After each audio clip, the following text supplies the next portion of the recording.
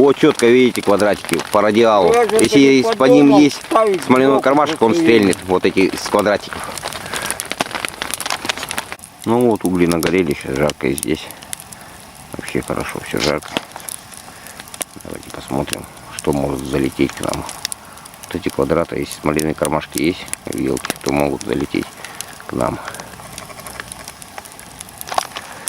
Вот или сзади. Вот так все горит она.